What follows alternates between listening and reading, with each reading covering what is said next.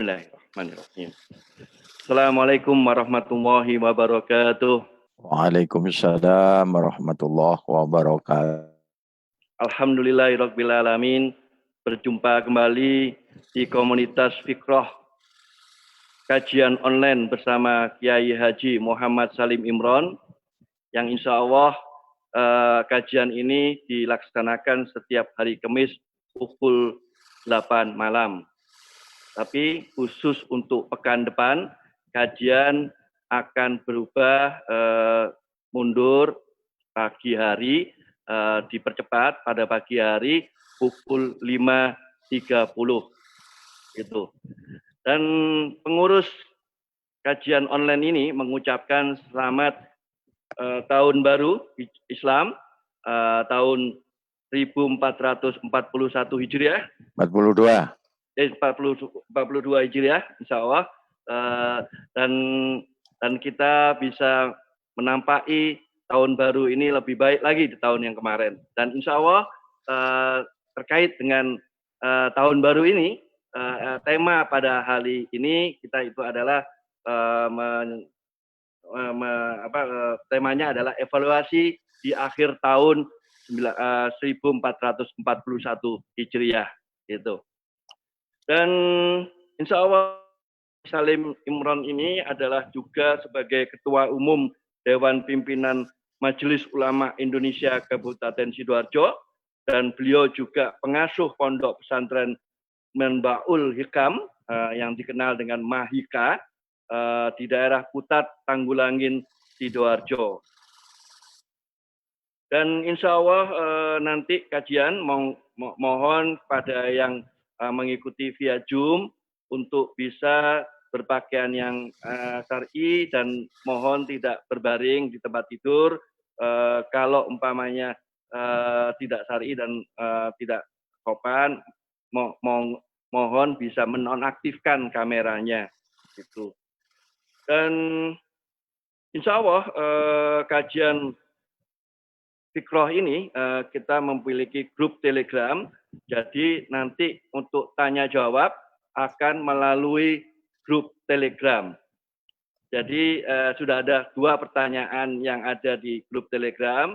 Nanti insya Allah kita akan siarkan di sesi tanya jawab di pertengahan acara. Insya Allah juga kajian ini juga dilakukan live streaming di Facebook Sahabat Masjid Indonesia dan juga di channel YouTube Aurodoh TV. Jadi monggo bagi ingin mendengarkan rekaman-rekaman yang terdahulu bisa melihat di Facebook dan di YouTube. Demikian informasinya, dan tafadhol kepada Yai Salim Imron untuk bisa memulai kajiannya. Assalamualaikum warahmatullahi wabarakatuh. Assalamualaikum warahmatullahi wabarakatuh. Bismillahirrahmanirrahim. Alhamdulillahi rabbil alamin. Wabihi nasta'inu ala umurid dunya waddin. Ashhadu an la ilaha illallah wahdahu la syarikalah.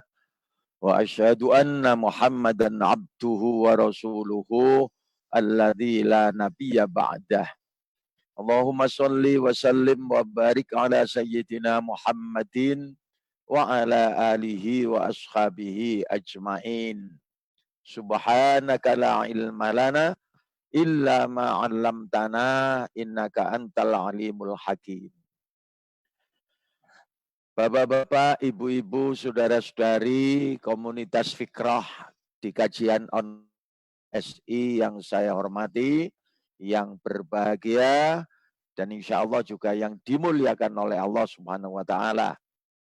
Syukur alhamdulillah, malam hari ini kita dipertemukan lagi oleh Allah dalam kajian online Fikroh MSI dalam keadaan sehat walafiat. Sekaligus kita mensyukuri nikmat, menikmati dan mengalami pergantian tahun Islam kita. Kemarin kita sudah tinggalkan tahun 1441 Hijriah. Sekarang baru kita masuki hari pertama 1 Muharram 1442 Hijriah. Oleh karena itu, sebelum kita memasuki bahasan, seperti biasa mari kita memohon kehadirat Allah agar kita senantiasa diberi bimbingan, taufik, hidayah, dan inayahnya, khususnya malam hari ini, sehingga apa yang kita bahas, kita harapkan bisa membawa manfaat serta maslahah fid dunya wal akhirah. Ala hadhihi niyah, al-Fatihah. A'udzu billahi minasyaitonir rajim. Bismillahirrahmanirrahim. Alhamdulillah alamin. Ar-Rahmanir Rahim. Maliki yaumiddin. Iyyaka na'budu wa iyyaka nasta'in. Ihdinas shiratal mustaqim. Shiratal ladzina an'amta 'alaihim ghairil maghdubi 'alaihim waladdallin. Amin. Jamaah Fikrah MSI di kajian online yang saya hormati, pergantian tahun seperti hari-hari ini sudah biasa kita lalui, baik di tahun Masehi, Miladiyah, maupun Hijriah seperti hari-hari ini. Nah, ada banyak pelajaran yang bisa kita ambil dari pergantian tahun ini. Maka pada malam hari ini saya tidak menyoroti tentang Muharramnya, tentang hijrahnya. Tetapi mari pergantian tahun ini kita jadikan titik tolak untuk evaluasi diri, bahwa dengan evaluasi kita akan mengetahui perkembangan pola hidup kita.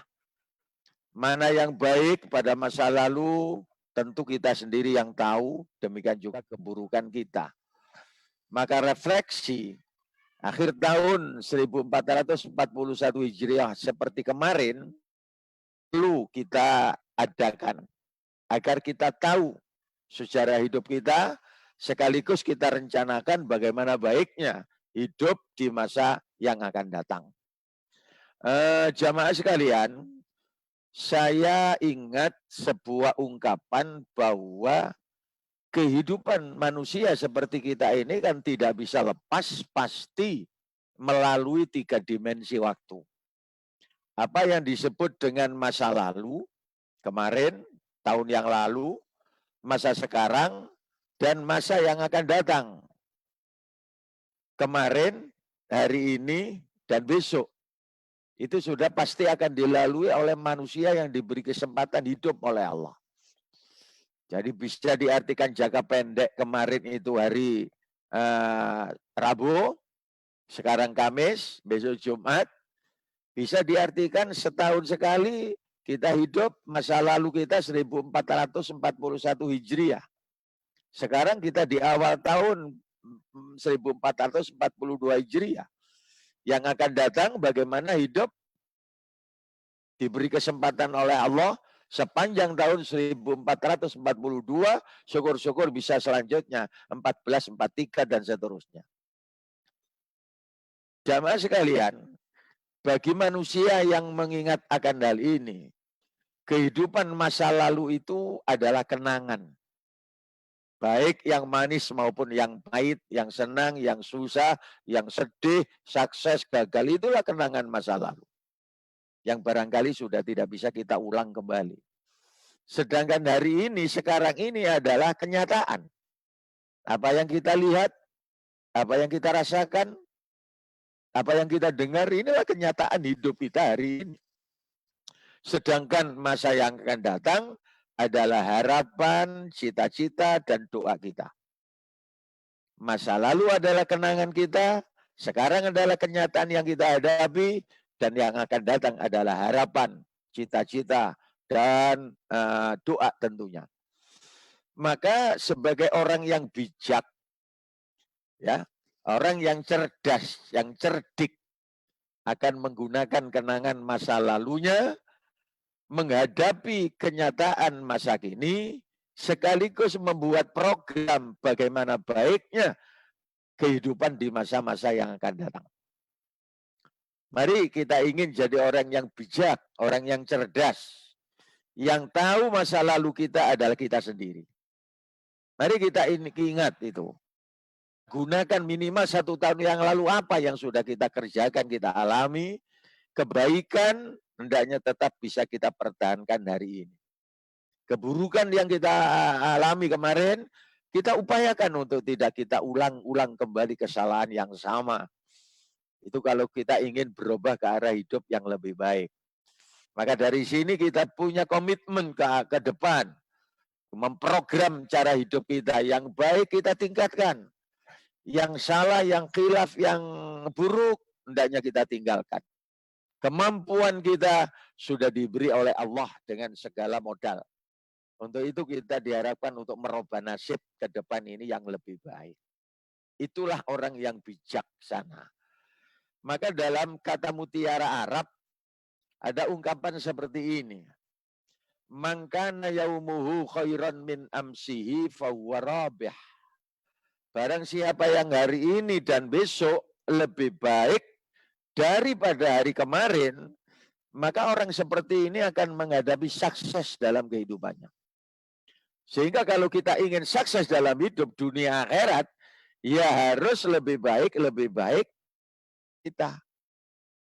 Hari ini lebih baik dari kemarin, besok harus lebih baik daripada hari ini, begitu seterusnya. Kita akan menghadapi hidup yang sukses. Faza fauzan azima, bahasa Al-Quran. Wa man kana yaumuhu amsi sawaan fahuwa maghbun.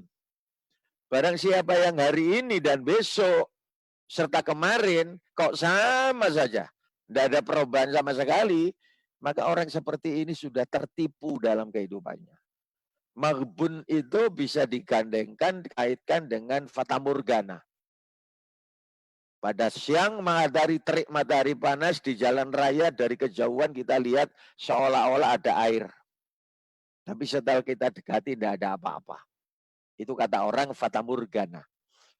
Kamuflase. Nah, orang yang hidupnya jalan di tempat, tidak ada perubahan sama sekali antara kemarin, hari ini, dan besok. Orang seperti ini tertipu dalam hidup. Nah, kita kan tidak ingin menjadi orang yang tertipu dalam hidup. Yang ketiga, wa man kana yaumuhu syarran min amsi fahuwa halikun. Barang siapa yang hari ini dan besok lebih buruk daripada hari kemarin, maka orang seperti ini sudah gagal dalam hidup. Rusak masa depannya. Kita tidak ingin menikmati hidup yang sudah diberi kesempatan oleh Allah dengan segala nikmat ini, kok gagal dalam hidup. Kok rusak masa depan kita. Ini semuanya bisa kita lakukan kalau kita pandai-pandai mengadakan evaluasi pada momen-momen tertentu. Termasuk pergantian tahun yang baru saja kita alami hari ini. Nah, ini yang ingin saya urai jamaah sekalian. Ini berdasarkan firman Allah. Perintah evaluasi itu adalah perintah Allah. Dengan peringatan seperti ini, lebih dahulu. Allah memberlakukan hidup manusia itu seperti roda. Diputar terus, siapapun orangnya. Di surat Ali Imran ayat 140 Allah berfirman, wa tilkal ayyamu nudawiluha bainan nas. Hari-hari itu kami putar dalam kehidupan manusia. Di hari-hari itu ada masa senang, masa susah, ada laba, ada rugi, ada maju, ada mundur, ada sehat, ada sakit, ada sukses, ada gagal. Kami gilirkan kata hidup manusia. Untuk apa? Agar mereka mendapatkan pelajaran. Nah, tempo hari saya gambarkan ayat itu seperti roda kendaraan. Siapapun orangnya akan diputar oleh Allah, pentil tidak selamanya ada di atas. Oleh Allah akan diputar pelan-pelan turun, dan tidak selamanya pentil ada di bawah. Oleh Allah juga yang ada di bawah diangkat, terus putaran hidup. Ini yang sering saya katakan, roda hidup manusia tidak selamanya pentil itu di atas, dan tidak selamanya pentil itu di bawah. Semua akan merasakan. Masalahnya kan bagaimana menyikapi hidup ini ketika roda diputar oleh Tuhan. Fenomena di tengah masyarakat menunjukkan ada kalanya orang bisa bersyukur terus ketika pentil ada di atas. tetapi orang juga bisa kufur, sombong ketika martabat sudah diangkat oleh Allah, pentil ada di atas. Nah, yang di bawah pun juga gitu. Ketika roda hidup pentilnya ditaruh di bawah oleh Allah, fenomena yang ada di masyarakat, orang bisa sabar, tabah dalam menghadapi derita dan cobaan. Tetapi kelompok masyarakat yang suka marah-marah, emosional ketika kenyataan hidup sudah tidak bisa dirasakan nikmat lagi. Ya, nah nanti pada saatnya pelan-pelan dicoba lagi oleh Allah. Yang ada di bawah diangkat martabatnya pelan-pelan, hati bisa tenang. Yang ada di atas mulai diturunkan oleh Allah, hati bisa galau. Nah coba, kita pernah enggak merasakan roda kehidupan seperti ini? Insya Allah saya percaya 99,9% semua mengalami perubahan situasi seperti ini. Masalahnya sekali lagi bagaimana kita menyikapinya. Ini yang perlu terus kita ingat. Agama memberi tuntunan, hendaknya kita pandai-pandai mensyukuri nikmat, serta sabar tabah dalam menghadapi derita dan cobaan. Jamaah sekalian yang saya hormati, oleh karena itu evaluasi diri. Di akhir tahun seperti kemarin dan hari ini, begitu ada pergantian tahun Hijriah 1441 Hijriah kita tinggalkan kemarin, kita gunakan momentum ini untuk evaluasi diri, akan perubahan secara signifikan. Perubahan secara berarti dan penting yang mungkin ini akan mendatangkan manfaat, maslahat, dan barokah. Saya katakan ini perintah Allah, hadirin dan jamaah yang saya hormati, di surat Al-Hasyr ayat 18 ini. Coba ingat. A'udzubillahi minasyaitonirrajim. Ya ayyuhalladzina amanu taqullah wal tandur nafsum ma qaddamat lighad. Wattaqullah innallaha khabirum bima ta'malun. Wahai orang-orang yang beriman, bertakwalah kamu sekalian kepada Allah. Alhamdulillah, perintah Allah ini sudah kita jalani. Kita mengaku sebagai orang yang beriman kepada Allah. Kita sudah melaksanakan takwa Allah sebatas kemampuan kita selama ini. Perintah-perintah Allah sudah kita jalani. Larangan Allah sudah kita hindari. Namun kalau di sana-sini ada perintah dan larangan yang kita abaikan, kita selalu mengakui kesalahan kita dan mohon ampun kepada Allah. Itu jiwa mukmin yang takwa Allah. Nah, inti ayatnya yang saya warnai hijau itu. Wal tandur nafsum ma qaddamat. Apa itu artinya? Ini. Hendaklah setiap orang memperhatikan apa yang telah diperbuatnya kemarin. Itu gunakan untuk bekal hari esok. Jadi ayat ini memerintahkan evaluasi wal tandur, hendaknya memperhatikan, melihat, mengingat nafsun setiap pribadi. Ma qaddamat, apa yang sudah dilakukan kemarin. Ligodin itu gunakan untuk bekal hari esok. Diulang lagi perintah oleh Allah, wattaqullah, karena itu takwalah kepada Allah. Innallaha khabirum bima ta'malun, sesungguhnya Allah waspada, melihat, mengetahui apa saja yang kalian kerjakan. Ini perintah untuk evaluasi. Maka kalau ayat ini saya kaitkan dengan pergantian tahun yang baru kita alami hari ini, wal tandur nafsum ma qaddamat lighad, coba perhatikan apa yang sudah kita lakukan pada tahun 1441 Hijriah kemarin. Yang tahu sekali lagi hanya kita, di samping Allah. Kita gunakan untuk memprogram kehidupan di hari esok. 1442. Itu kali arti jangka pendek.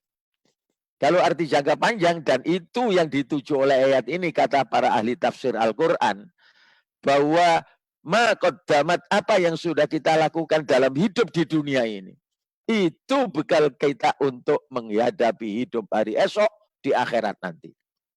Oleh karena itu ingat-ingatlah, catatlah, perhatikan Apa yang sudah kita lakukan dalam hidup di dunia ini adalah bekal untuk hari esok di akhirat nanti. Itu makna populer dari para ahli tafsir yang diingatkan kepada kita.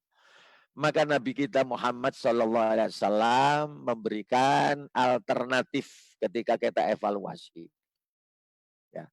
Ayat itu kalau saya kaitkan dengan sabda Nabi ini merupakan juklaknya, juknisnya, petunjuk teknis dan pelaksanaannya.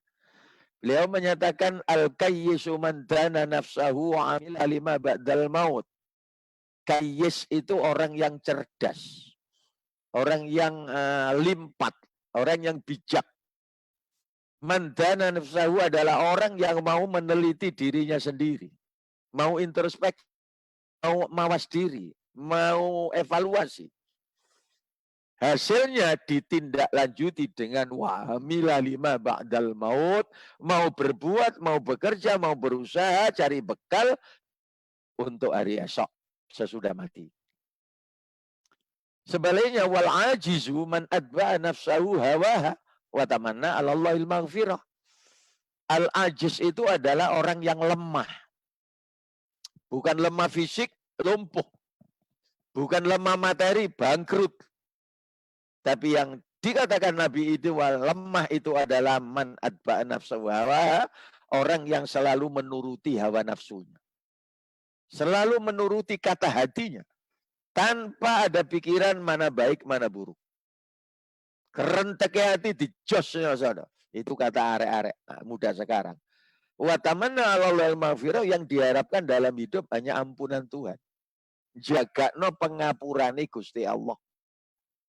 Itu barangkali.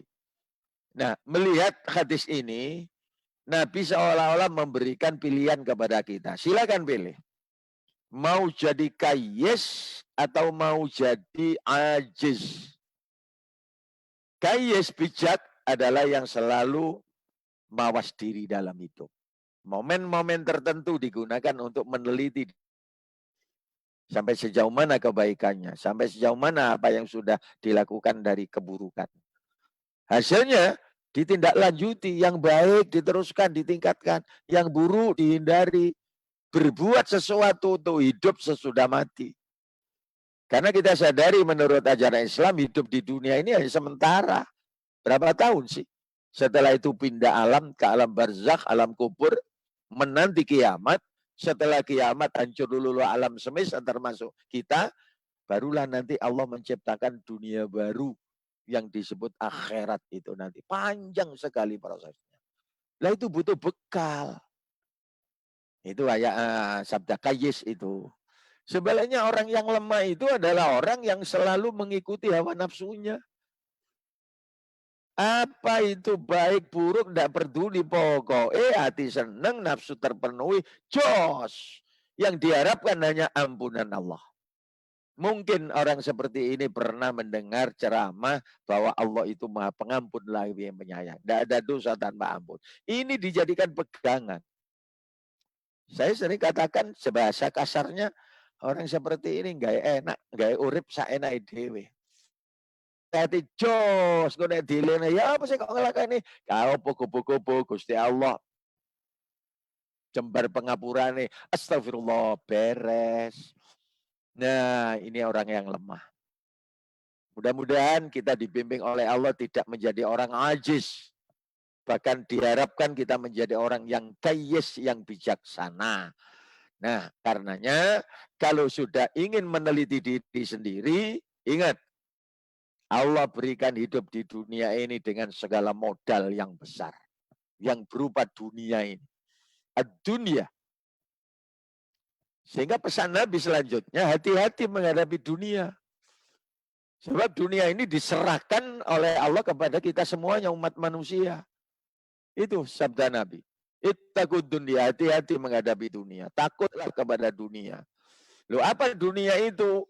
Kita kemarin-kemarin sudah membicarakan di surat Ali Imran ayat 14. Coba nanti dilihat. Ali Imran 14. Allah memberitahu isi dunia itu ada 6. Zuyyina linnasi hubbus syahwat minan nisa. Senang syahwat cinta lawan jenis. perempuan sana laki. Itu isi dunia yang pertama. Yang kedua, al-banin, anak-anak, keturunan. Wal qanatiril muqantarati minadzabi wal fiddah, emas perak, lambang uang dan harta benda. Wal khailil musawwamati, kuda, kendaraan. Wal an'ami, peternakan. Wal harsi, sawah ladang, usaha. Dzalika mata'ul hayatid dunya, inilah kesenangan hidup di dunia diberikan Allah kepada umat manusia. Malaikat tidak, iblis, jin, setan tidak, binatang, tumbuh-tumbuhan tidak diberi, alam semesta tidak, hanya manusia diberi dunia. Fa innallaha mustaqlifun fiha. Maka Allah menyerahkan dunia dengan segala isinya kepada kamu sekalian manusia. Tinggal Allah melihat, fayanduru kaifa ta'malun. Allah melihat bagaimana kalian menggunakannya.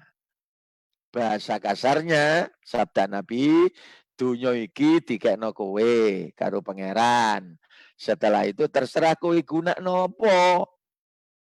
Allah tinggal melihat, mencatat, mengingat, merekam. Ini yang perlu kita ingat. Sehingga kita tidak sembrono karena memang kita diberi kekuasaan, diberi keleluasaan, diberi semacam kebebasan oleh Allah untuk memanfaatkan, menggunakan dunia dengan segala isinya ini. Jamaah sekalian yang saya hormati, tapi ingat, Allah tidak melepas begitu saja nikmat dunia ini sepanjang hidup kita. Nanti pada saatnya, summalatus alunna yauma idin anin na'im. Di akhir surat At-Takasur, Alhaakumut Takatsur, Allah mengingatkan kepada kita, summalatus alunna yauma idin anin na'im. Kemudian kamu pasti akan ditanyai. Artinya akan dimintai pertanggungjawaban pada hari itu nanti tentang kenikmatan dunia ini. Dunia tak kena kon, terserah kowe. Tapi eling mene-mene tak takoni. Kowe gunakno kanggo apa dunia itu. Nah, ini baru bisa kita perhatikan kalau kita pandai-pandai evaluasi, mawas diri. Tapi kalau kita tidak evaluasi, tadi itu yang tengah, siapa yang hari ini dan kemarin, besok tidak ada perubahan, orang ini tertipu dalam hidup. Kita tidak ingin itu. Apalagi kalau kemudian tanpa peringatan ini kita indahkan, kita abaikan, tidak ada pertanggungjawaban dalam hidup, ya sembrono. Akhirnya mau semau gue, hancur dan gagal kehidupan kita nanti. Jamaah sekalian yang saya hormati, kemarin kebetulan ya pergantian tahun ini ada di bulan Agustus. 1 Muharram, sekarang tanggal 20.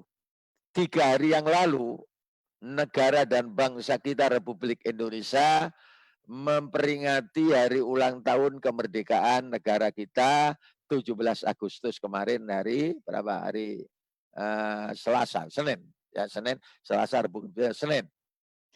Rata-rata di beberapa tempat sebelum pandemi dulu, sebelum ada COVID-19, seluruh elemen bangsa bergerombol di lapangan untuk mengadakan upacara bendera. Mulai tingkat RT sampai negara. Nah kemarin memang ada pembatasan karena pengaruh COVID-19 masih terasa ada. Tapi gak bayangin ini mari. Setiap upacara bendera, ada inspektur upacara. Sekarang disebut pembina upacara. Ada komandan upacara, sekarang disebut pemimpin upacara. Ada pemimpin barisan, dulu itu peleton itu. Nah, besok di akhirat, ketika hari akhirat sudah dimulai, proses yaumil ba'si, hari berbangkit, lalu digiring ke yaumil mahsyar, seluruh umat manusia dikumpulkan oleh Allah, mulai pertama Nabi Adam sampai yang menjumpai hari kiamat nanti, kumpulkan jadi satu. Diapelkan di yaumil mahsyar itu, padang mahsyar. Allah sebagai pembina upacara, inspektur upacara. Alaihissallahu bi'ahkamil hakimin. Nabi Muhammad ditunjuk oleh Allah sebagai komandan upacara, pemimpin upacara. Karena beliau sejak di dunia sudah dipilih oleh Allah sebagai Sayyidul Anbiya wal Mursalin. Pemimpin para Nabi Rasul. Lalu Nabi-Nabi dan Rasul yang banyak itu jadi pemimpin barisan. Peleton-peleton ya. Ada inspektur upacara, ada komandan upacara, ada ketua regu. Membawai umat beliau sendiri-sendiri. Insya Allah kita nanti ada di regunya Nabi kita Muhammad SAW. Nah, saat pembina upacara atau inspektur upacara memerintahkan komandan untuk menyiapkan barisan, bayangan kita sama dengan upacara bendera kemarin itu. Siap, gerak. Nah, Nabi membayangkan ini loh hadis. La tazalu qadama bani Adam min indillah yaumal qiyamah hatta yus'ala an arba'ati asya. Kaki-kaki anak cucu Adam tidak bisa bergeser setapak pun di hadapan Allah pada hari kiamat yaumil masyar nanti, sehingga bisa menjawab pertanyaan 4 perkara. La tazalu itu ini terima. Tidak bisa bergeser setapak pun kaki-kaki anak Adam dari hadapan Allah di hari akhirat nanti, sehingga ditanya 4 pertanggungjawaban. Jadi siap, gerak, sudah, tidak bisa bergeser. Coba kita lihat apel bendera. TNI dan Polri karena disiplin militer kalau disiapkan gerak, sudah tidak bisa bergerak. Ini disiplin militer. Seperti itu kita nanti. Nah, apa pertanyaannya? Yang pertama, an umri fi ma'afna. An umri fi ma'afan. Umur akan ditanya. Wa an jismihi tubuh. Wa an ilmihi ilmu. Wa an malihi harta benda. 4 hal ini pertanggungjawaban yang akan kita aturkan kepada inspektur upacara, kepada Allah Subhanahu wa taala. Yang pertama, umur kita ini. Untuk apa kita habiskan? Hadis ini saya pasang di pergantian tahun karena umur kita hari ini sudah bertambah. Kemarin 1441 kalau kita pakai hitungan hijriah, umur kita 40 misalnya. Hari ini sudah memasuki umur baru 41, walaupun bulan tanggalnya tidak sama. Yang 50 kemarin lusa, sekarang sudah masuk tahun hijriah baru, berarti tambah 1 tahun lagi. Begitu seterusnya. Maka ketika ada pertambahan umur, berarti pertanggungjawabannya kepada Allah semakin bertambah. Setiap hari, setiap jam, setiap menit, setiap detik, setiap sekon hidup ini akan dimintai pertanggungjawaban. Kau gunakan untuk apa umurmu itu? Yang kedua, anggota tubuh.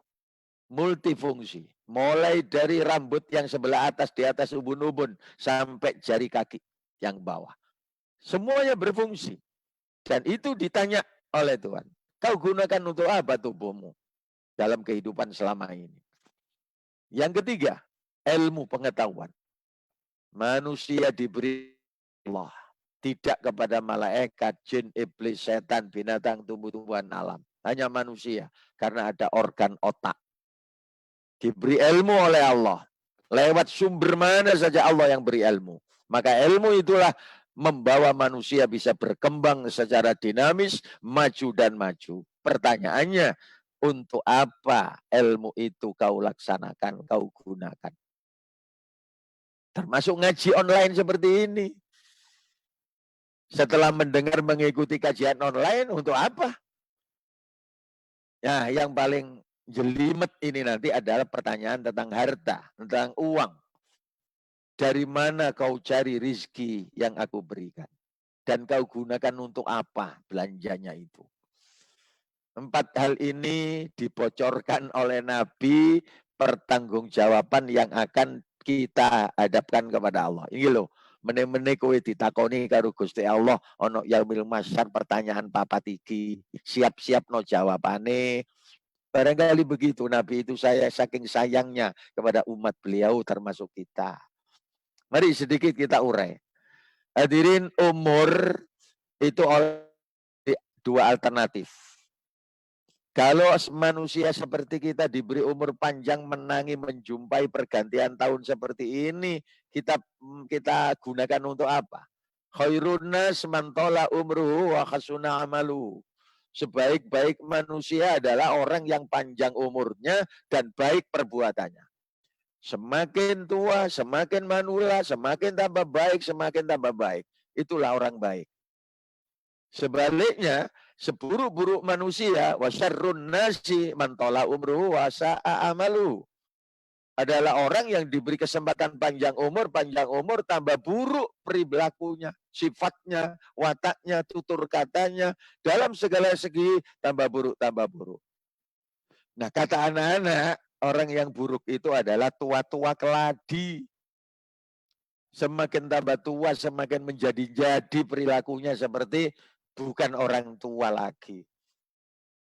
Nah, sekarang pilihan ada di antara kita ini. Mau jadi khairun nas ataukah mau menjadi syarrun nas?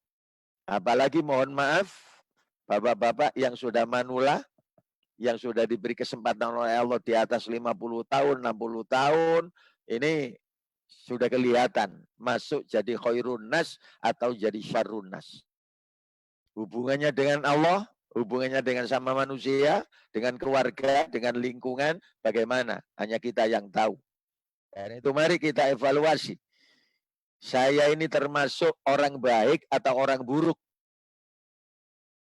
Sebab banyak orang yang mau mengevaluasi menjadi umurnya itu barokah. Apa tanda umur barokah? Tidak muluk-muluk. Nabi menyatakan khairun nas amfa'hum linnas. Sebaik-baik manusia itu adalah orang yang hidupnya paling bermanfaat kepada sesama. Kita sudah diberi banyak modal oleh Allah. Anggota tubuh, kemudian ilmu pengetahuan, rizki yang berlebih, lingkungan, kemampuan, status sosial. Itu nikmat semuanya. Nah, hendaknya tidak hanya kita nikmati sendiri. Kita urailah, kita bagi rasa, kita bagi rizki. Yang paling bermanfaat di tengah-tengah kehidupan itulah orang yang sebaik-baiknya manusia. Mudah-mudahan para pendengar, para peserta kajian online ini menjadi khairun nas amfahum linnas. Nah, kemudian pertanggungjawaban yang kedua adalah penggunaan anggota tubuh. Allah ingatkan ini di surat Yasin. Yal yauma nakhtimu ala afwahihim wa tuqdihim wa tasyhadu arjuluhum bima kanu yaksibun. Sering ini sudah kita baca. Pada hari itu nanti di akhirat yaumil mahsyar ini, ketika sidang ini, kata Allah, kami kunci mulut-mulut manusia. Ini lambe-lambe lamis, ini suka goro, suka mencela-menceli, kunci di sini, celek. Maka kami perintah berbicara tangan-tangan mereka, kaki-kaki mereka. Di surat Yasin ini diwakili oleh tangan dan kaki. Di surat Al-Isra, telinga, mata, hati. Inna sam'a wal basara wal fu'ada kullu ulaika kana numas'ula. Sesungguhnya pendengaran telinga, penglihatan mata, hati, pikiran, jiwa, semuanya akan dimintai pertanggungjawaban oleh Allah. Maka sebagai alat yang akan kita gunakan pertanggungjawaban, hari-hari ini kita gunakan untuk kebaikan, seluruh anggota tubuh kita akan menolong kita, menjadi saksi yang meringankan menolong kita. Akan tetapi kalau di dunia ini seluruh anggota tubuh kita gunakan, kita salah gunakan, ya nanti yang kita sayangi ini menjadi saksi yang memberatkan kita. Semuanya berbicara. Bagi Allah tidak ada kesulitan. Idza arada syai'an ayyakula lahu kun fayakun. Itu ya. Nah, kemudian yang ketiga tentang ilmu. Nabi mengingatkan hadis yang populer ini. Idza mata ibnu Adam in qata amaluh illa min thalath. Ketika anak cucu Adam ditakdir oleh Allah meninggal dunia, mati, jebret, sudah tidak bisa bergerak. Putus amalnya. Kecuali hanya 3 investasi yang terus berkembang. Sedekah jariyah, ilmu yang manfaat, anak yang soleh. Yang berbakti dan mendoakan. Maka karenanya, kesempatan hidup yang masih tersisa ini, 3 hal ini mari tetap kita kerjakan. Diberi kelebihan rizki oleh Allah, kita sisihkanlah untuk modal bekal sesudah mati. Sedekah jariyah, infak, wakaf, zakat, dan semacamnya. Itu sangu kita. Itu bekal kita. Kemudian yang kedua, ilmu yang bermanfaat. Kita serap ilmu pengetahuan dari berbagai macam sumber. Sekolah, ngaji, baca, mendengar, ilmu masuk. Lalu kita laksanakan, kita kerjakan. Seterusnya kita manfaatkan, kita getok tularkan, kita ajarkan. Ini investasi. Yang ketika kita mati, ilmu yang kita tinggalkan terus berkembang, bermanfaat. Ajrun ghairu mamnun, pahala yang mengalir terus. Dan yang ketiga, ketika kita dikarunia anak cucu, keturunan, kita didik sedemikian rupa menjadi anak yang soleh, yang beribadah, yang beriman, bertakwa, dan berbakti kepada kita selaku orang tua, mendoakan kita ketika kita sudah wafat. Ini investasi juga. Nah, sebaliknya, kalau sudah diberi ilmu, jangan mentang-mentang iptek saja. Ini ada peringatan dari Nabi, man izdada ilman walam yazdad hudan, lam yazdad minallah illa bu'dan. Barang siapa yang bertambah ilmunya, tambah pandai, tambah cerdas, titel akademiknya di depan dan di belakang namanya. Akan tetapi pintarnya, pandainya, jeniusnya tidak bertambah hidayah agamanya.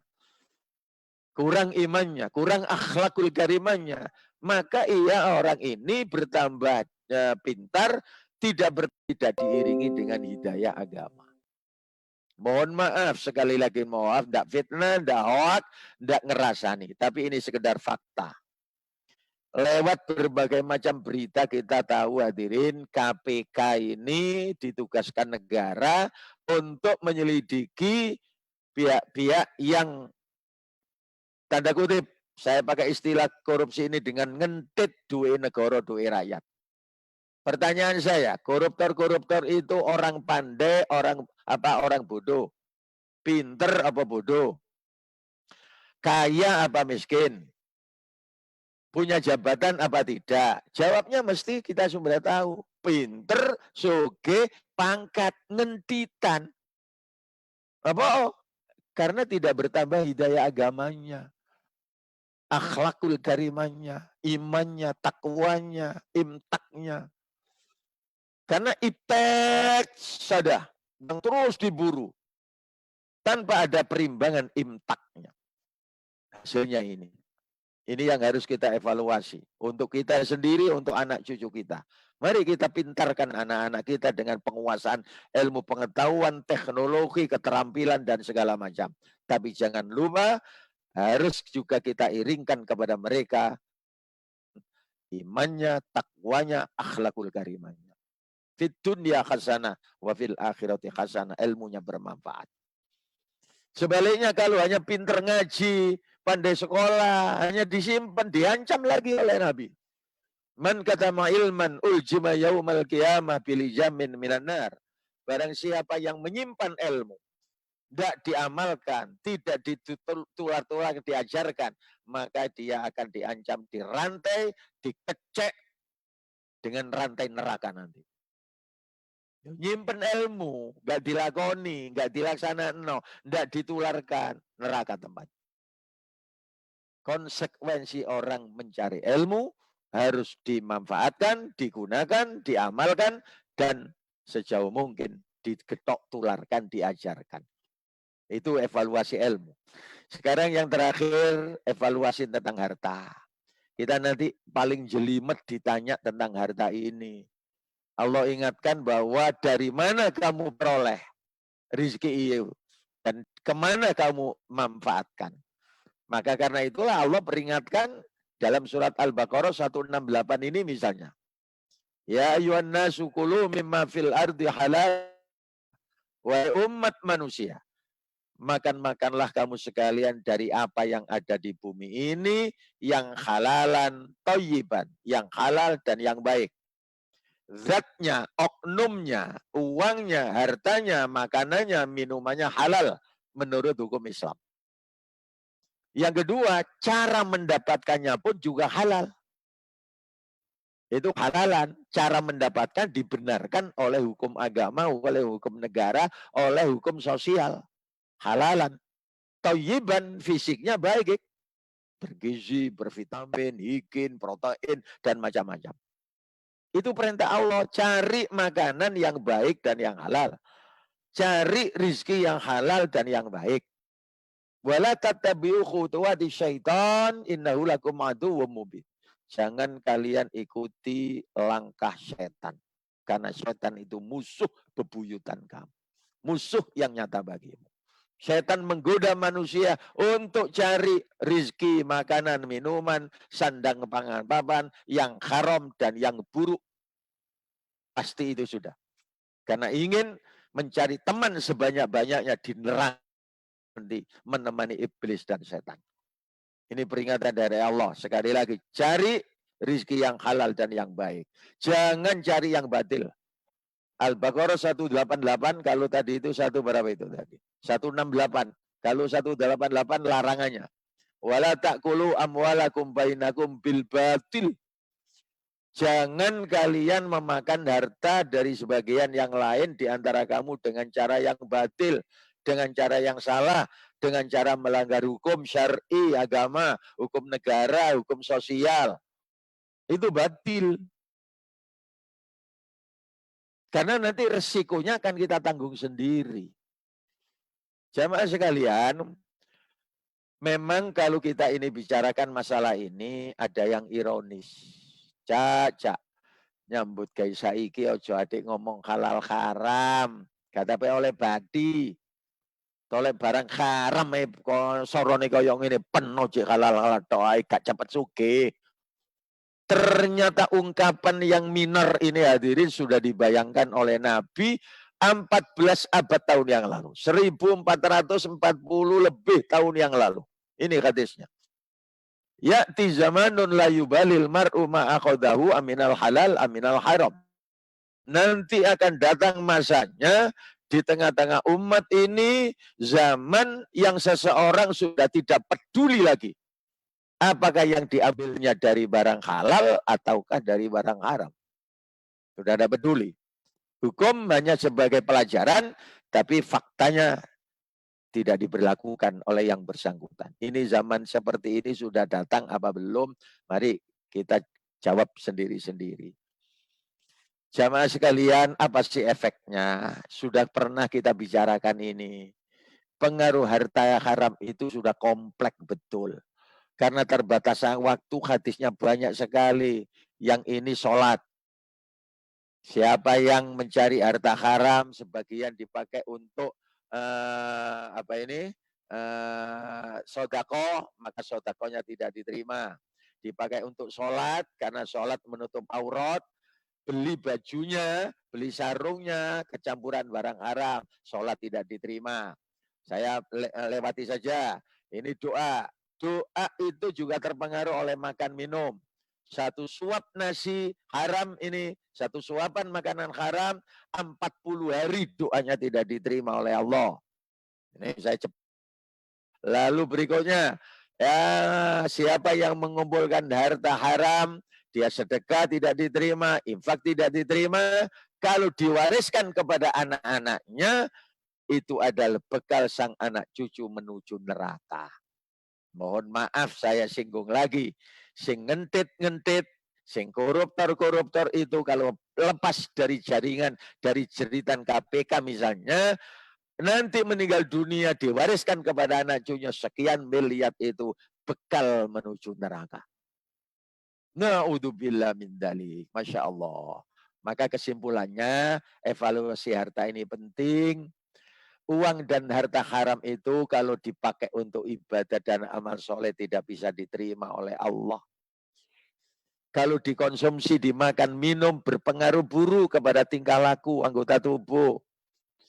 Coba menurut kesehatan, makanan masuk mulut diproses jadi darah, oleh jantung disetorkan ke seluruh tubuh.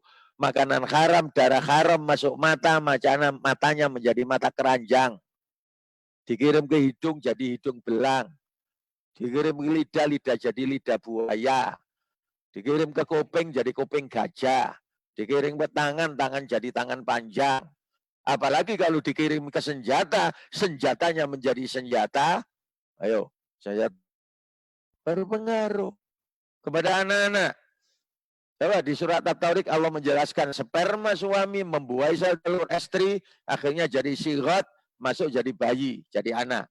Pertanyaannya, sperma dan sel telur itu asalnya dari mana? Saripati makanan.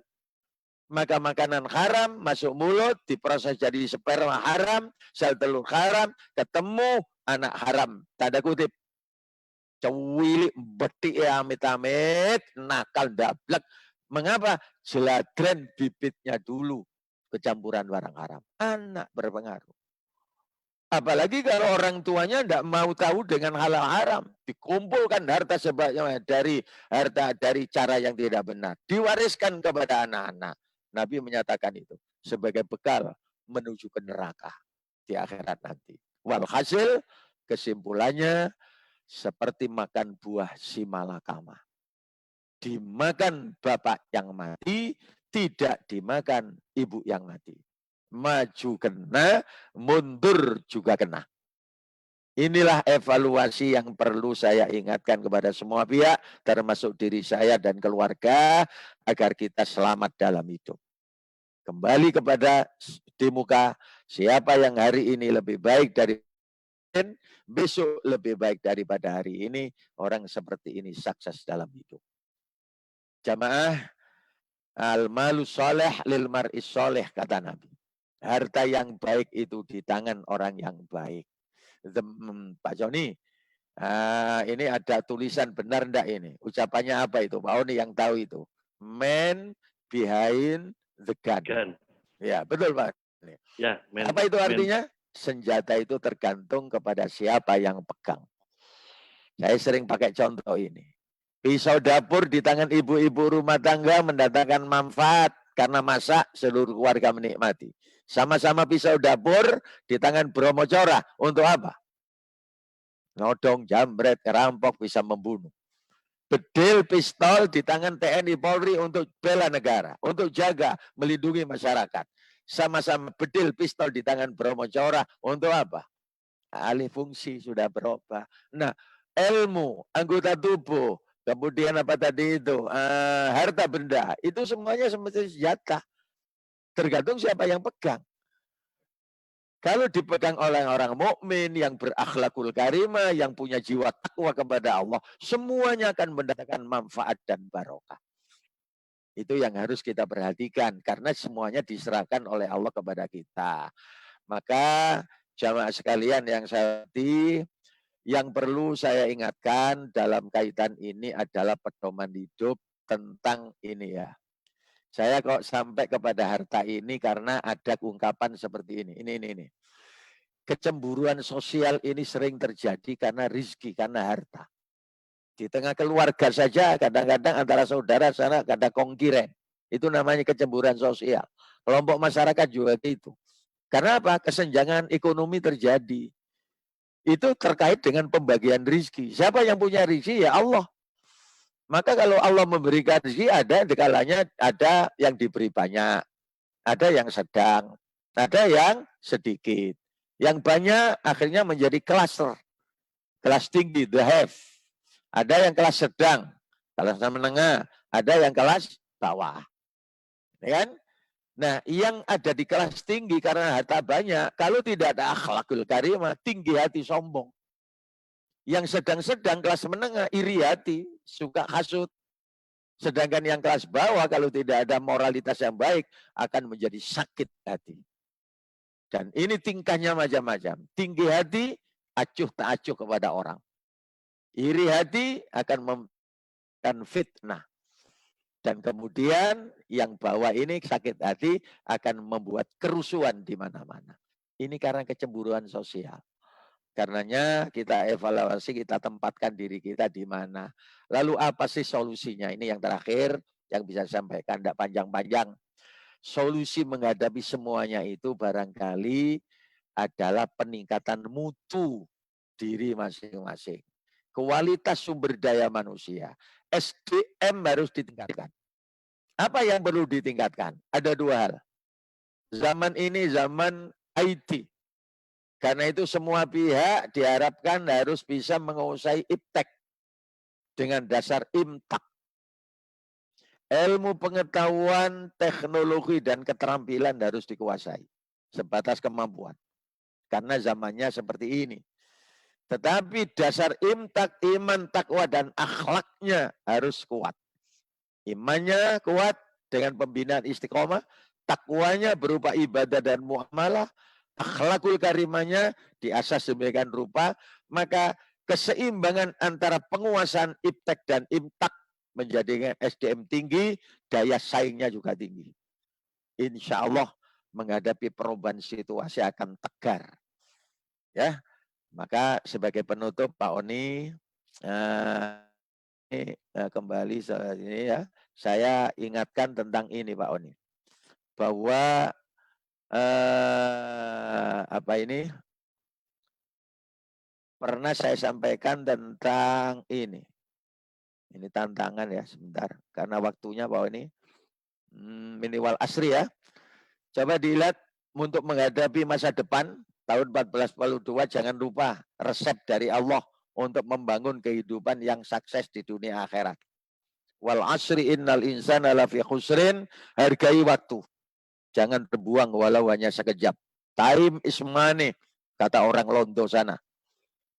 Mereka punya ini, hargai waktu, jangan hilang dengan sekejap walaupun aja. Karena waktu itu berharga betul. Ilaladina amanu, tegakkan iman, tidak goncang dalam keadaan bagaimanapun. Waktu harus berharga dan diisi dengan iman yang kokoh. Perubahan situasi tidak akan menggoncangkan kehidupan. Yang berikutnya ketiga, wa amilu sholihat, kegiatan senantiasa berfungsi dalam kehidupan bersama. Tidak ada aktivitas yang tidak berwarna. Maknanya waktu-waktu itu harus diisi dengan kegiatan manfaat. Kalau datang gelombang perubahan, watawasau bil haq, saling mengingatkan, mampu menghidupkan daya demokrasi, saling mengingatkan antar sesama. Dan yang kelima, watawasau bis sobri, kalau derita dan cobaan, tantangan, hambatan menghadang, mampu menghidupkan daya sosial. Sabar tabah menghadapi segala derita dan cobaan. Ini resep yang sejak kecil surat Al-Asr sudah kita hafal. Maka jadikan pedoman hidup, waktu tidak akan rugi. Waktu akan mendatangkan laba sebanyak-banyaknya. Nah, inilah yang bisa saya sampaikan. Maka saya tutup pedoman dasar yang pernah saya sampaikan tempo hari. Sebagai orang mukmin, kita percaya kepada Allah, konsekuensinya harus percaya kepada takdir dan qada Allah yang baik maupun yang buruk. Kebaikan yang kita raih, keburukan yang kita derita adalah ketentuan dari Allah. Karena rahasia Allah semata, kita diperintah berusaha, ikhtiar sekuat kemampuan. Kita iringi ikhtiar lahir dengan ikhtiar batin, doa, istighotsah, ibadah, riyadhah, puasa dan sebelumnya. Baru tawakal kepada Allah, berserah diri kepada Allah.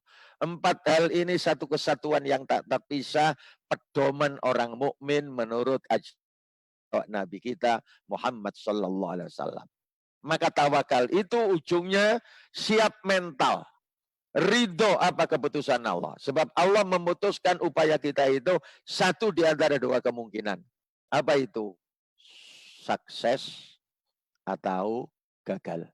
Diterima oleh Allah atau ditolak usaha kita. Maka kalau Allah menerima berarti kita sukses, harus kita sambut dengan rasa syukur. Kalau ditolak upaya kita lahir batin oleh Allah berarti gagal dalam usaha, maka harus diterima dengan sabar dan tabah. Siapa yang bisa menjaga keseimbangan antara syukur dan sabar akan menumbuhkan sifat qanaah. Menerima apa adanya. Neriman ing pandum. Inilah yang membuat orang puas dalam hidup, ikhlas dalam hidup, ridho dalam hidup, dan itu kunci yang paling hakiki untuk meraih kebahagiaan. Dan kata Nabi, sabda beliau, bahagia itu terletak dalam hati manusia masing-masing.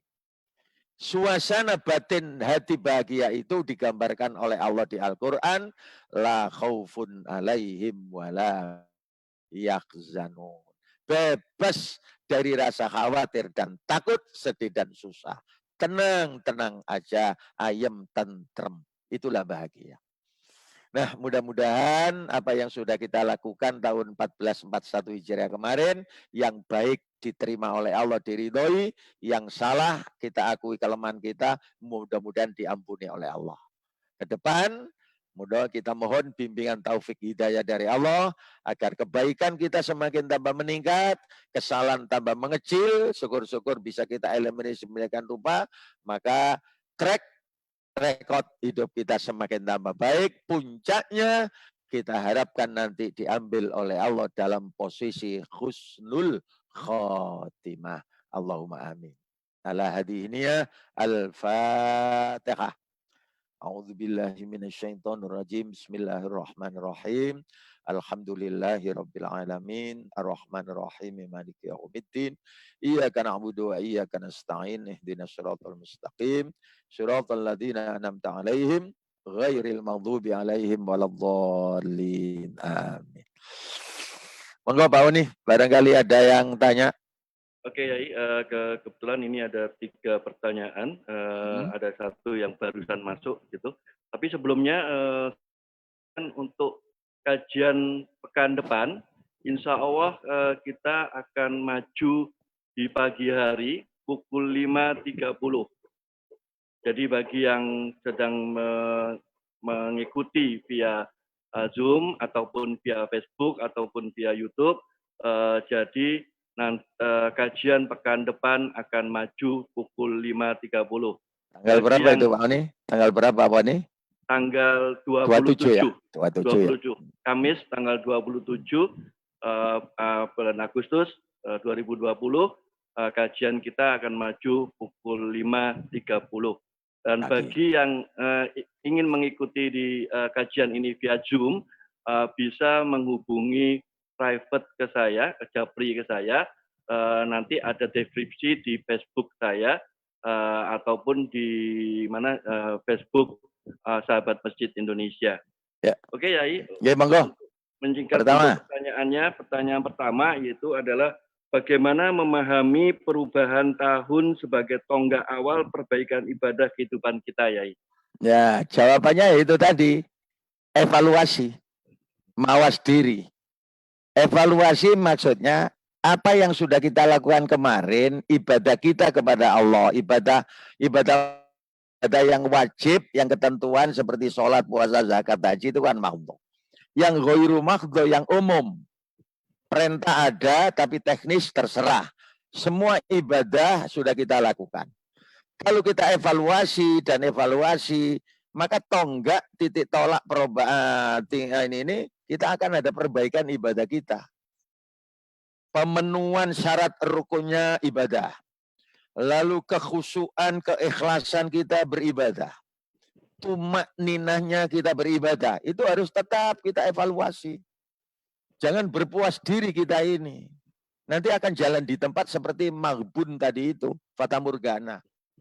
Jadi harus ada evaluasi ibadah kita. Lah cara evaluasinya di samping kita sering-sering mendengar mauidhah, pelajaran, mengikuti majelis taklim tentang ibadah, tentang ini. Oh, kalau begitu saya dulu itu melakukan ini masih kurang tepat. Nah, itu kan bisa.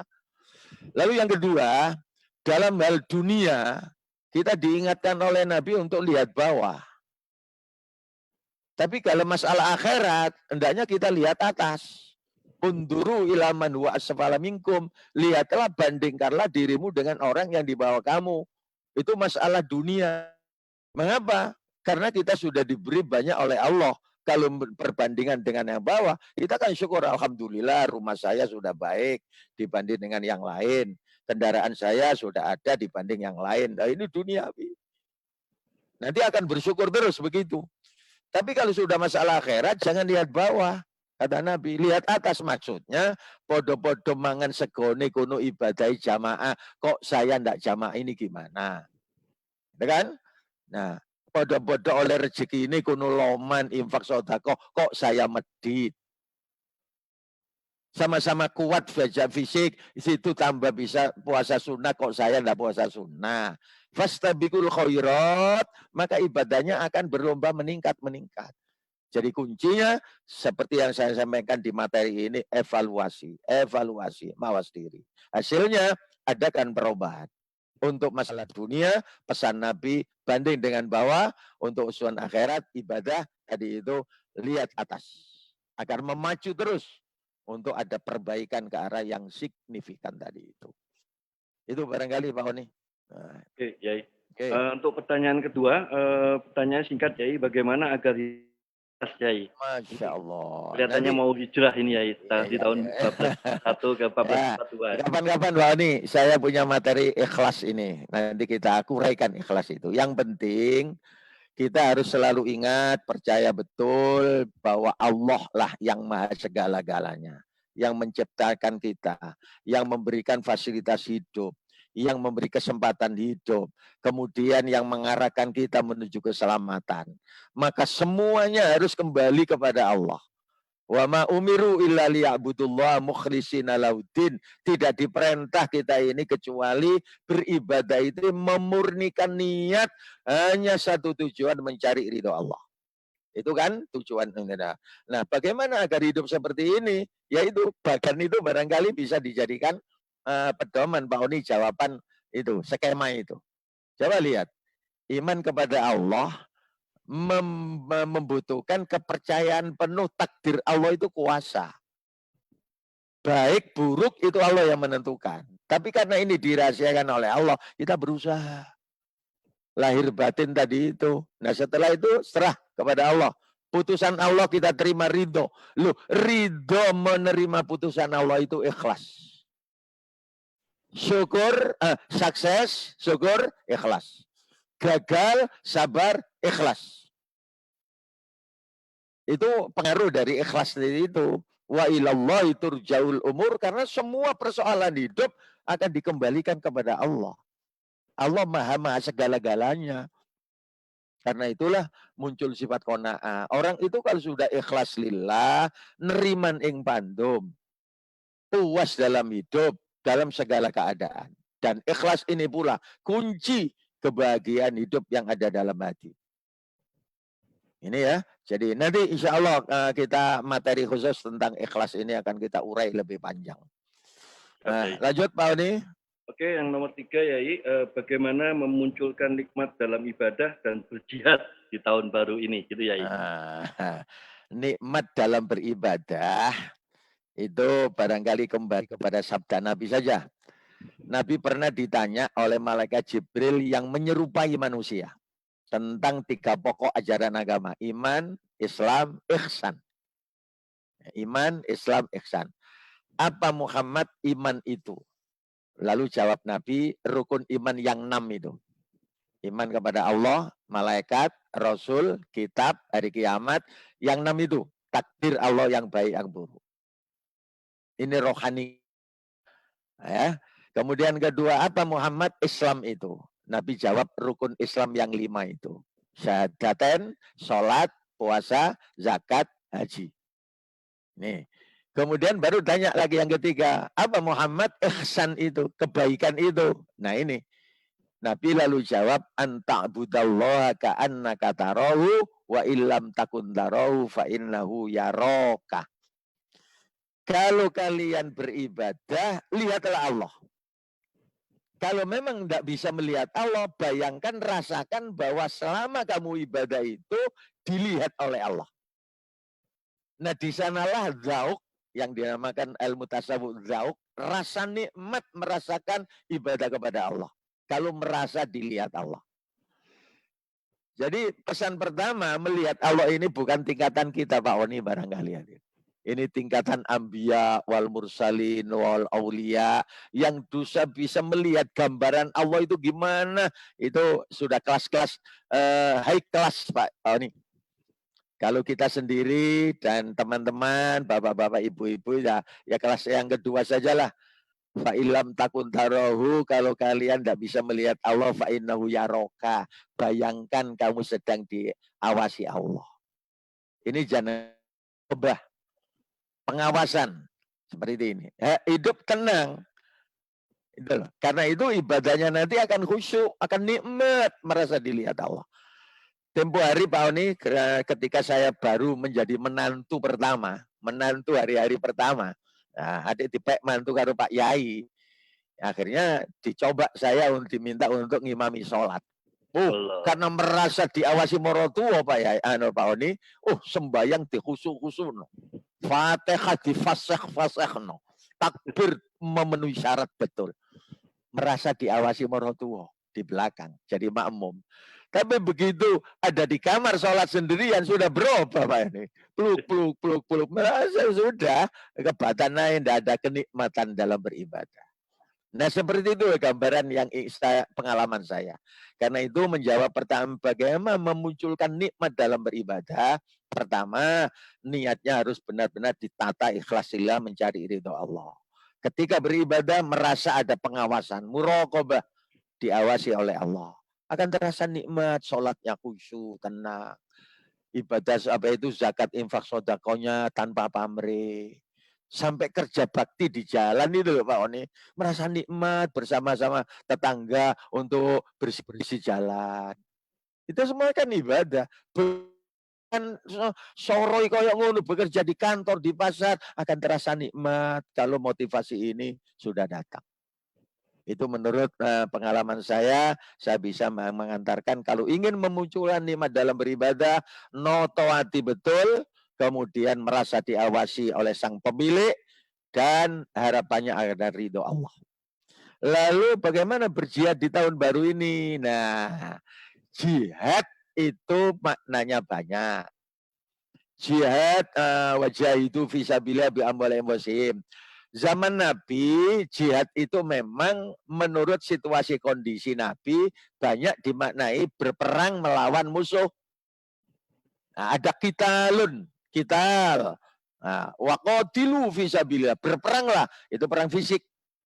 Kadang-kadang wajah itu masuk ke sana, tapi pada sisi yang lain Nabi pernah menyatakan jihad itu tidak hanya angkat senjata, ibu-ibu rumah tangga merawat anak-anaknya di rumah untuk jadi anak soleh jihad, memasak di dapur jihad, kemudian bapak-bapak bekerja dimanapun untuk keluarga jihad, anak-anak sekolah belajar itu jihad, lapangan jihad itu banyak. Tapi Nabi pernah menyatakan la hijrata ba'dal fathi, sudah tidak sesudah terbukanya kota Mekah, maka wal muhajiru, hijrah dan jihad adalah niat dan perjuangan. Perjuangannya li'ila'i kalimatillah. Karenanya kalau ingin tahun baru ini kita berjihad, maka semangat baru, pola hidup baru daripada kemarin itu yang harus kita benahi. Jadi itu maksud jihad yang ada di tahun baru ini. Sekarang apa tantangan hidup kita? Apa cita-cita hidup kita? Kita gerakkan, kita raih dengan pola cara-cara yang baru, yang baik, sesuai dengan aturan. Hasilnya nanti jihad itu akan bermakna yang luas sekali. Barokah tentunya. Jadi gitu ya, saya hanya garis ulang, jangan termakan isu kalau jihad fisabilillah itu hanya kekerasan, hanya angkat senjata.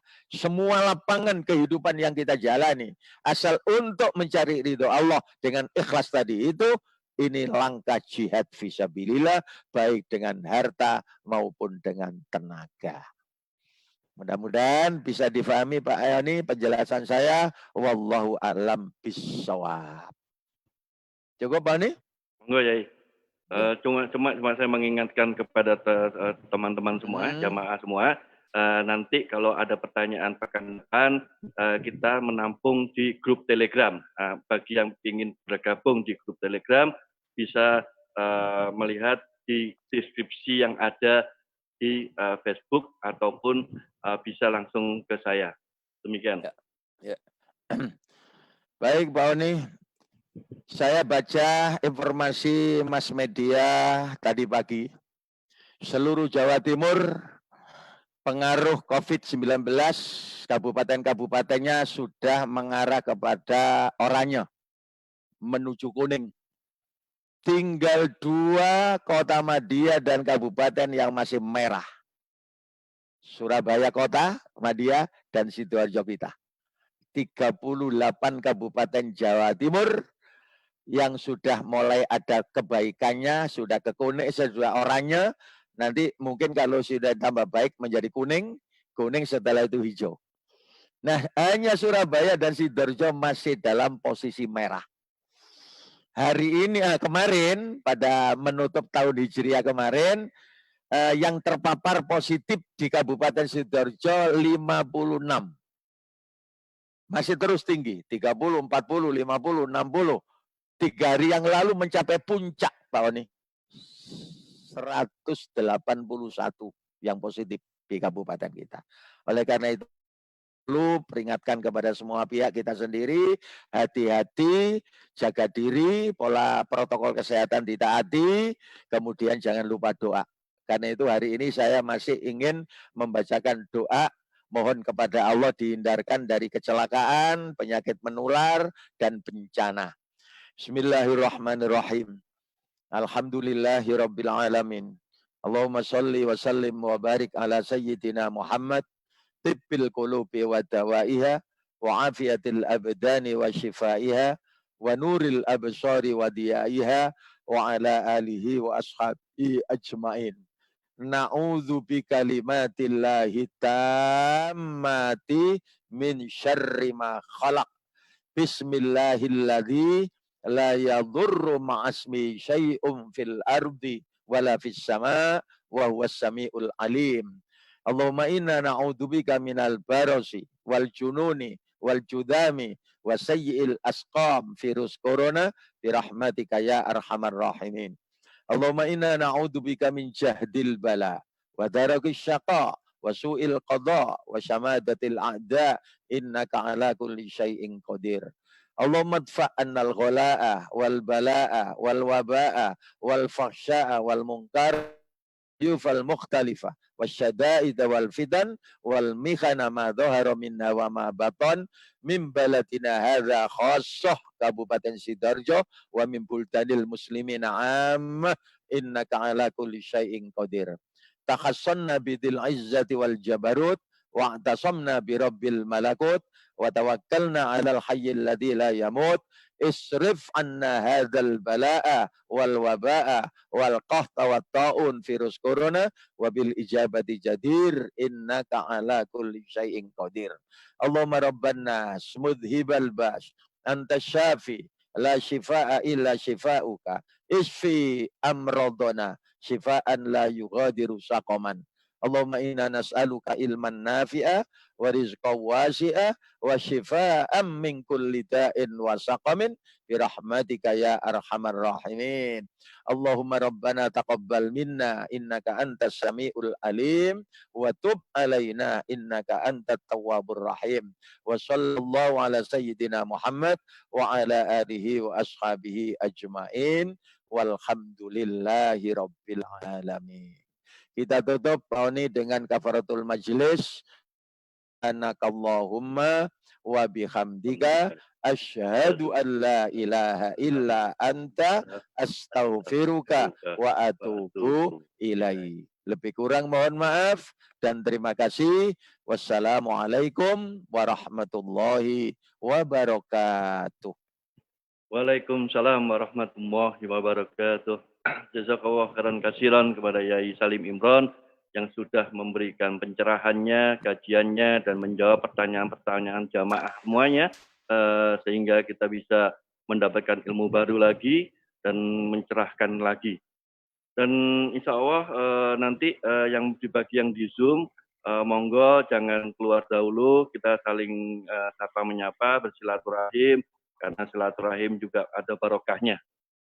Dan bagi yang ada di Facebook ataupun di YouTube, monggo yang ingin bergabung di Zoom bisa melihat di deskripsi di Facebook atau langsung chat ke saya.